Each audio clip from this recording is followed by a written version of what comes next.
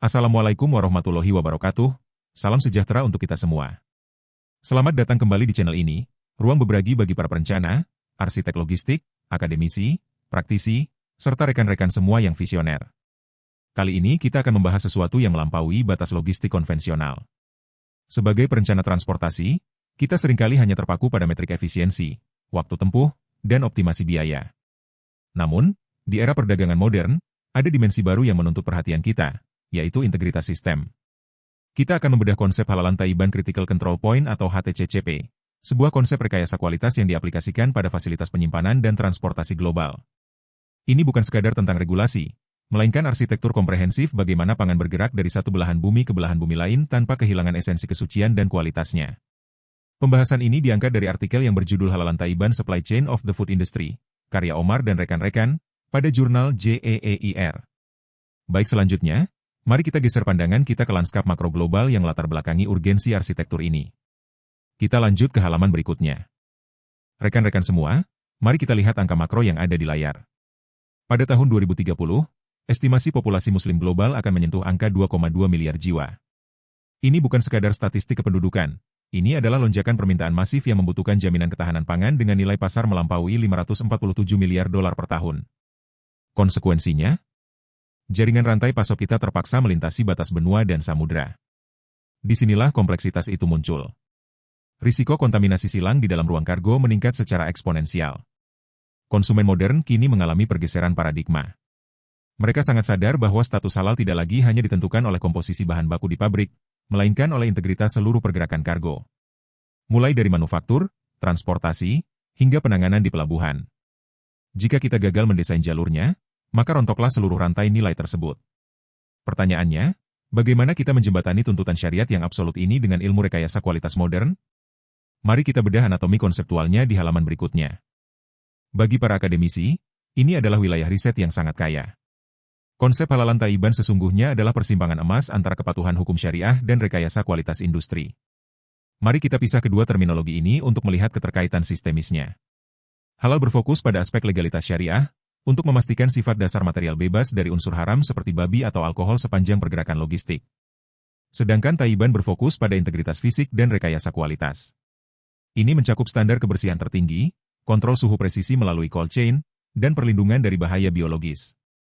Ingat peringatan kritis ini, yaitu produk yang secara inheren halal dari pabrik, statusnya bisa jatuh menjadi tidak halal seketika jika diangkut dalam fasilitas logistik yang tidak taib atau rentan kontaminasi silang.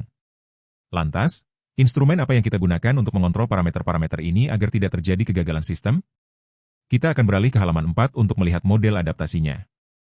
Sebagai praktisi dan perencana, kita tentu tidak asing dengan HACCP, singkatan dari Hazard Analysis Critical Control Point, dalam industri pangan global. Nah, inovasi yang kita diskusikan hari ini adalah evolusi sistem, yaitu mengadaptasi protokol HACCP tersebut dan mengintegrasikannya secara penuh dengan instrumen kepatuhan syariah menjadi HTCCP. Studi ini memetakan risiko kontaminasi dan degradasi kualitas logistik sebagai titik kendali kritis yang wajib dimitigasi sejak awal. Fokus analisis kita akan mengisolasi dan membedah 8 titik kendali kritis yang tersebar khusus pada fase penyimpanan, storage, dan transportasi. Kita akan melacaknya mulai dari hulu fasilitas produksi hingga ke titik hilir di tangan konsumen. Mari kita mulai pelacakan koridor logistik ini dari ujung paling depan. Kita melangkah ke fase hulu di halaman 5. Kita masuk ke fase hulu, tempat awal segalanya bermula. HTCCP1 berada pada penyimpanan fasilitas awal. Di sini, peran arsitek dan perencana tata letak, atau layout, sangat krusial. Ruang penyimpanan hulu harus luas dan dioptimalkan secara spasial untuk mencegah cedera fisik pada komoditas hidup demi menjaga kualitas Taiban, sekaligus menetapkan radius isolasi mutlak dari fasilitas non-halal. Bergerak sedikit ke HTCCP2, kita menghadapi transportasi transit menuju fasilitas inti. Etapa awal ini sangat rawan memicu stres fisiologis yang merusak kualitas produk. Solusi logistik yang direkomendasikan adalah implementasi dedicated transportation atau armada khusus halal, atau setidaknya sistem segregasi kargo internal yang terkalibrasi secara ketat dan matematis. Setelah melewati fase transit awal ini, kargo akan bergerak masuk ke jantung pemrosesan. Mari kita lihat bagaimana penanganan pasca prosesnya di halaman berikutnya. Sekarang, bayangkan komoditas telah selesai diproses di fasilitas inti. Kita sampai pada HTCCP3, yang merupakan puncak rentanan sistem. Begitu produk keluar dari lini pemrosesan, risiko kontaminasi biologis dan degradasi termal mencapai titik ekuilibrium tertinggi akibat paparan udara luar. Rekayasa apa yang harus kita pasang? Kita membutuhkan proteksi fisik tingkat tinggi, yaitu penggunaan tirai termal industri, ruang berpendingin presisi tinggi, dan penyegelan instan untuk memblokir intervensi suhu eksternal. Pemeliharaan iklim lingkungan buatan yang stabil ini, seperti menjaga suhu di kisaran stabil, adalah jaminan mutlak agar produk tidak mengalami pembusukan sebelum memasuki jaringan distribusi makro yang lebih luas.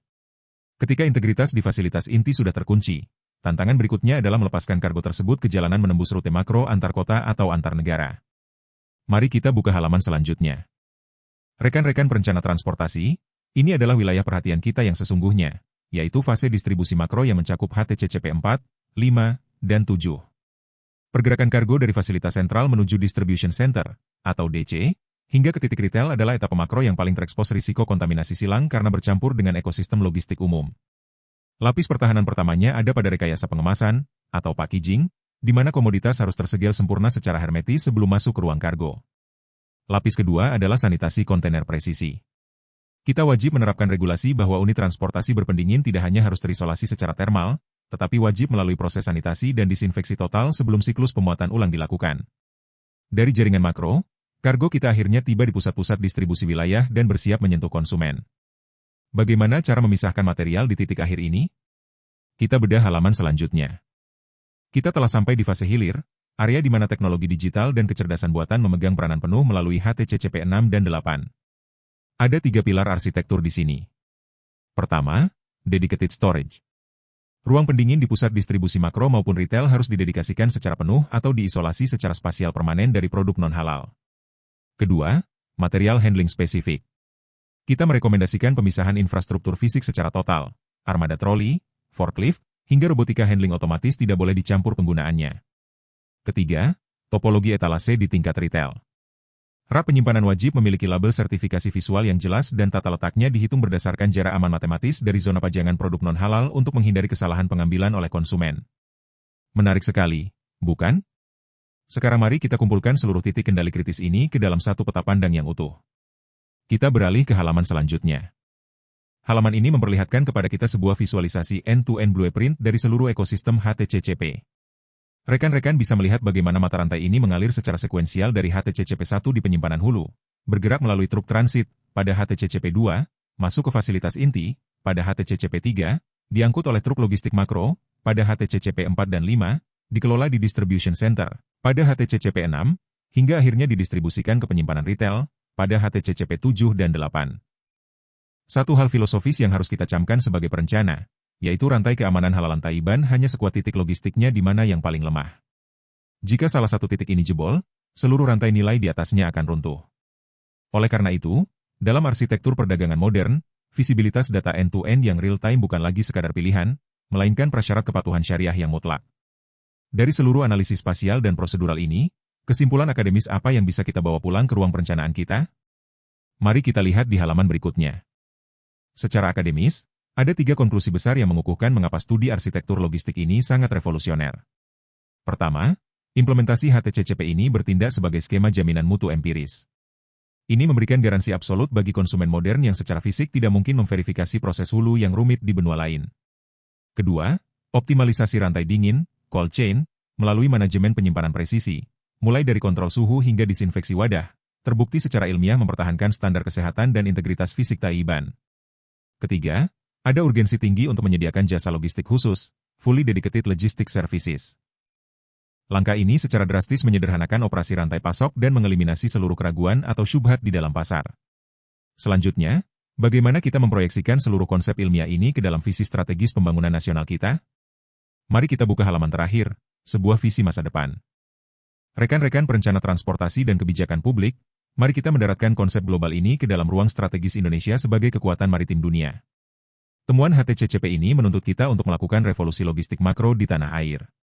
Kita memiliki momentum emas untuk mentransformasi pelabuhan-pelabuhan strategis kita menjadi Global Halal Hub Ports yang bersertifikasi HTCCP end-to-end, lengkap dengan gudang transit steril dan sistem penanganan kontainer terpisah secara robotik.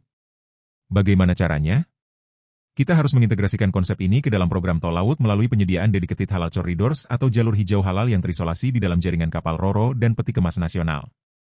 Terakhir, visi ini wajib ditopang oleh otomatisasi dan keterlacakan tingkat tinggi melalui transformasi smart ports berbasis blockchain untuk melacak suhu dan segregasi kontainer secara real-time.